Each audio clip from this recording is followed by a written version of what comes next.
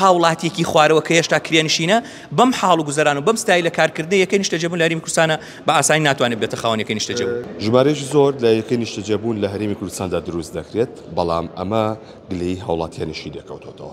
ئەمڕۆ کاک بیلال لێرەیە کە شارەزای لەو بوارەیە و بەردەوام کاریشی تیاکە و دەموچایشی دیاریشە لەسەرەوە. کاک بیلال هۆکار چییە؟ ئەو هەموو یەکە نیشتەجێبوونە دروست ئەکرێ، بەڵام کرێکی هەرماوە و هەر خەڵکیش گلەی هەیە. چی بابەتەکە؟ دەست خۆش سپاس بۆ 1964 کە جیاوازە ڕاستی میدیایەک وردبوونەوە و قاڵبوونەوەی لەسەر راستی شارەکانە.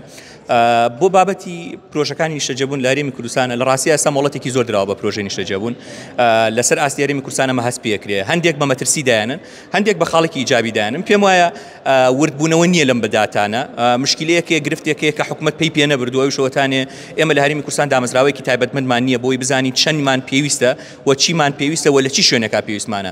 لە کاتێکا ئابینی ژمارەیەکی زۆر کرێچیمان هەیە لە هەرێمی کوردستان باز لە 250,000 کرێچیەکرێ. لەلایەکی دیکەوە دەستەی ئامار و وەزارەتی پلاندانانی عێراق باز لەوە کە 600,000 خانووی بەتاڵ و یەکەی نیشتەجێبوونی بەتاڵمان هەیە. واتە جیاوازی و گاپێکی زۆر هەیە. لە هەمان کاتە ئابینین زیاتر لە 100,000 یەکەی نیشتەجێبوون لەسەر ئاستی هەرێمی کوردستان خەریکە دروستەکرێ و کاری لەسەرکرێ. ئەبینی لە شارێکی وەکو سلێمانیە بە تەنها لە شوقا 35,000 یەکەی نیشتەجێبوون لە خۆناغی دروستکردنایە. بەم پرۆسە و بەم حاڵەوە بڕۆین ساڵی 2027 مان زۆرترین یەکەی نیشتەجێبوونی شوقا بێتە بازار لە سلێمانی. بەڵام ئایا بەم پرۆسە کارکردنە ئایا لە کاتی خۆوادی خۆیان تەواوکرێ، کاتێک کە قەیرانی موچەیە، کاتێک کە گرفتمانی ئەمانە تەواوکرێ؟ بۆیە ئەم جیاوازیە بۆشایەکی گەورەی دروست کردووە کە ئێمە نازانین لە هەرێمی کوردستانە ئایا ئەم یەکە نیشتەجێبوونانە بۆچی تەبەقە و بۆچی هاوڵاتیەک دروست کراوە. لێلایەکەوە پێتان ئەڵێم بەهای 1 متر شوقە گەشتوتە 400 دلار. بەڵام ئایا موچەخۆرێک لە هەرێمی کوردستان چەند ساڵی پێویستە بۆی بێتە خاوەن یەکەیەکی نیشتەجێبوون لە هەرێمی کوردستان؟ ئەگەر پاڵپشتێکی گەورەتر لە ئاستی حکوومەتانە بێ لە تەبەقاتێکی خوارەوە لە هەرێمی کوردستان هەیە بەم پرۆسەسەی کە لە هەرێمی کوردستانە کاری تیاکات بەداخەوە ناتوانانی. ئێستا پێم وایە ئەم یەکە نیشتەجێبوونانە بۆ دوو تەبەقە، تەبەقێکی وەسەطمان هەیە کە بە شەڕ و بە ململانی ئەتوانێت بێتە خاوەن یەکەی نیشتەجێبوون و تەبەقێکی باڵاشمان هەیە. هاوڵاتێکی خوارەوە کە هێشتا کرێنشینە بەم حاڵ و گوزەران و بەم ستایلە کارکردنی یەکەی نیشتەجێبوون لە هەرێمی کوردستانە بە ئاسانی ناتوانێت بێتە خاوەن یەکەی نیشتەجێبوون. تو بەسی واکەڵی کە بە ئاسانی ناتوانرێت بێت بە خاوەنی شوقەیە. ئی باشە هەموو دروست ئەکرێت چی لێکرێمە؟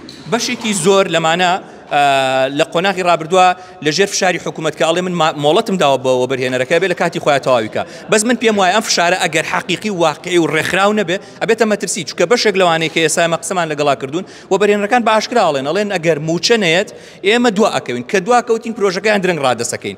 و من مەترسی ئەوەم هەیە ئەم پرۆسەسی دواکەوتنە بیانوویەک بێ هۆکارێک بێ وای لێبێ بەشێک لە پرۆژەکان بوەستن.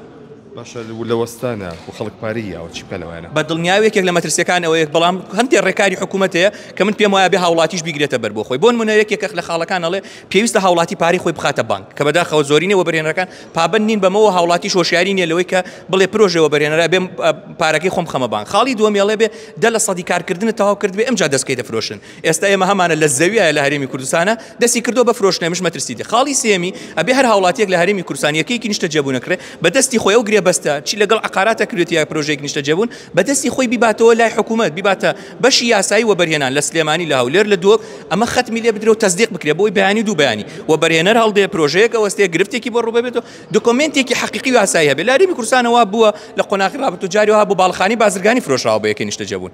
باشە چەند یەکەی نیشتەجێبوون هەیە لە هەرێمی کوردستان ئێستا لە قۆناغی ئەوەی کە پێوتری یەکەی نیشتەجێبوونی بە تەنها شوقە نزیک بە 100,000 یەکەی نیشتەجێبوونی شوقە لە دروستکردنایە. لە دروستکردنایە ئەی تەواو بوو. تەواو لە قۆناغی ڕابردووە حکوومەت خۆی وتوێتی زیاتر لە 200,000 مۆڵەتدا یەکەی نیشتەجێبوونمان مۆڵەت پێداوە، بەڵام ئەوە شوقە و خانوو فێلاش ئەگرێتەوە. دروست ناکە ئەگەر ڕێکخراو بێ نەخێر، بەڵام بەداخەوە ئێمە هەست پێەکەین لەبەرەوە هاوکاری و هەماهەنگی نییە لە هەرێمی کوردستان و دامەزراوەیەکی تایبەتمەندیش نییە بۆمە. ئەبین وەزارەتی پلاندانان هیچ بەرچاوڕوونیەکی نییە ئایا وەزارەتی شارەوانی چەند مۆڵەت داوە بەو زەویانی کە تابوون دەستی وەبرێنان چەند مۆڵەت داوە وەزارەتی ئاوادانکردنەوە چیت کردووە پێکەوە هەماهەنگیەک نییە. پێم وایە قۆناغی ئێستا ئەبێ لە هەرێمی کوردستانە دامەزراوەیەکی تایبەتمەند هەبێ بۆی بزانن چیمان هەیە چەندمان پێویستە و بەرەو کێشە ڕۆین. نرخی کرێت چەندە لە ئێستا؟ کرێکان دابەشە بێ بەپی لۆکیشن و شوێنەکانە گۆڕێ لە هەرێمی کوردستانەوە لە شارێکی وەک سلێمانیا پێم وایە لە هەندێک گەڕەکە لە 150,000 دینارەوە دەست پێکات تاوەکو ئەگاتە هەندێک شوێنەگاتە 1000 دلاریش. $1000 کەسەکە دیاریەکە یاخود نا شوێن و لۆکیشن بە دڵنیایەوە بڕیاری لێدا، بەڵام بەپی جۆری یەکە نیشتەجێبوونەکانیشە گۆڕێ. زۆر سپاس بۆ بەڕێستان. بەڵێ کە جوبیستی بوون لە شاری جۆ سلێمانیدا کە 38 پرۆژە لە ئێستادا خێر سەرکاڵی ئەوەن کە تەواو بکریان کە 36,000 تێدایە بۆیە لە سادامان ئاێنە میکانیزمە دۆزنەوە تاوەکو ئەم بابەتە ڕێبخرێت و زۆرتری هاوڵاتی سوودی لێ بێت.